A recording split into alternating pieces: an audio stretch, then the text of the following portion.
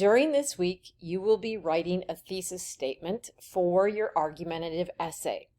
And for many students, this is a scary process because a thesis is such an important part of the entire essay. And if you don't have a good thesis, you're not going to easily guide your reader throughout the essay. So by the end of this lesson, you will be able to define a thesis statement, identify the qualities of both a good and a weak thesis statement, and my biggest goal is that by the end of this unit, you will fall in love with writing thesis statements. You will see just how easy they can be. So if you think about the first paragraph of your essay, which is your introduction, it's kind of shaped like a funnel. The beginning of that funnel, the wide part, that is your hook that kind of pulls in the reader and grabs their attention. And we haven't talked about the different effective hooks yet, but we will in the days ahead. Next, after that hook, you kind of lead into your essay with an overview of the topic that effectively sets up for the thesis. And then you lead down to that final, which is the thesis is usually the final sentence in the introduction. And that is the declarative statement you are making about your topic. So what is the thesis? Let's move on. It is the most important sentence in your entire essay. It is a single statement that you will attempt to prove during the course of your essay. So a great thesis will do the following. It must be a statement that you as the writer believes in. If you don't believe in your thesis, then what's the point? So you want to make sure that the topic you've selected is one you believe in and that the stance you are taking is one that you believe in. The thesis also expresses the main idea of the essay. It clarifies the purpose of the paper. It focuses on the writer's position and is defended within the paper. It's neither too broad nor too general. And like I said before, it's usually that last sentence of the introduction. So who likes math? Because there's a reason I'm an English teacher. If you like math, then you can think of your thesis like an equation. And even if you don't like math, I think this is an easy way to kind of break it down into those 4 parts.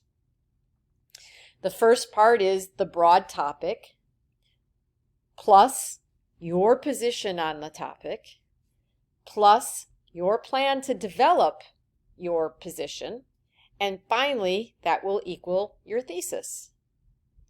So let's look at some examples. So here's the broad topic. An important issue for teenagers. That's pretty broad. But I've narrowed that down to teenagers and part-time jobs.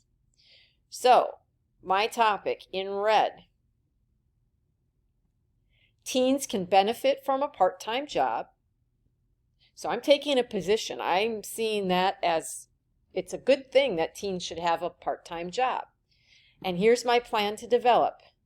Because they will learn how to manage money and be responsible, all while building self-confidence. So that's the stance I'm taking, that I think teens can benefit from a part-time job, and those 3 reasons in blue text are what I'm going to develop throughout the essay to defend my position. So if we take that thesis equation, because you'll be using this for this week's assignment, you're going to create your own thesis equation for your topic. I've got my broad topic here, teens and part-time jobs. My opinion is that they benefit from their jobs. My plan, manage their money, teach responsibility, and build self-confidence. And then finally, I've crafted that all into a single sentence. Remember that a thesis is just one sentence. It's not 2, it's not 3, it's not a question. It's one sentence. So then if you think of your essay as a roadmap,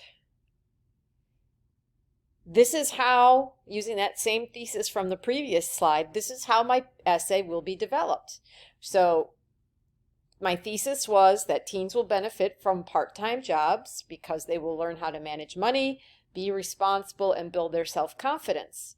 So paragraph 1 of my essay is going to focus on how they will learn how to manage their money. Body paragraph 2 is going to focus on how they learn how to be responsible. And body paragraph 3 is how they will build self-confidence, all because these are the benefits of a part-time job for teens. So there are some common pitfalls students make when it comes to a thesis statement. The first is that the student writes the thesis as a question rather than a statement. So make sure you don't ask a question. The student announces what he or she will be writing in his or her essay. For example, in this essay, I am going to tell you about the advantages of teens having a part-time job. You don't want to do that. The student makes some kind of outrageous claim or insult.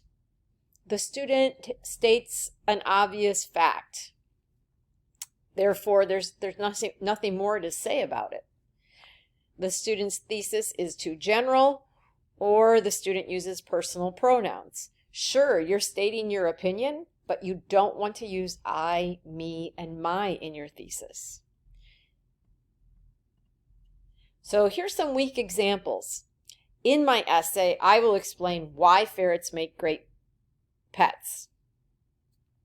Well, they do make a claim that ferrets make great pets, but the problem here is that they're telling us what they're going to do in the essay and using a personal pronoun.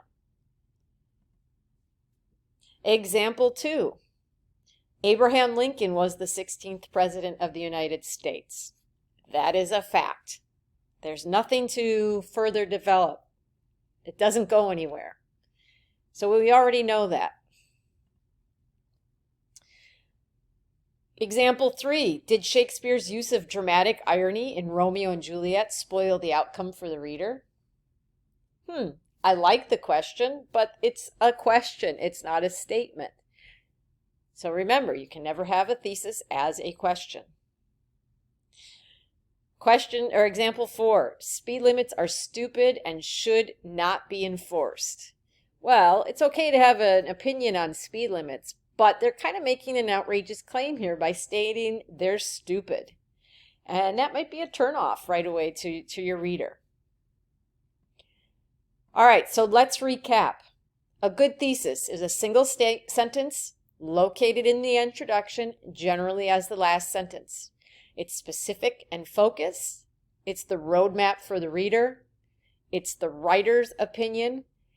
And it includes the topic, position, and plan. A weak thesis is written as a question, makes an outrageous claim, states an obvious fact, uses paraphrases such as, in my essay, I will, or is just not fully developed. So hopefully you have a better understanding of thesis statements. There is a practice activity to do within the class, so make sure you do that.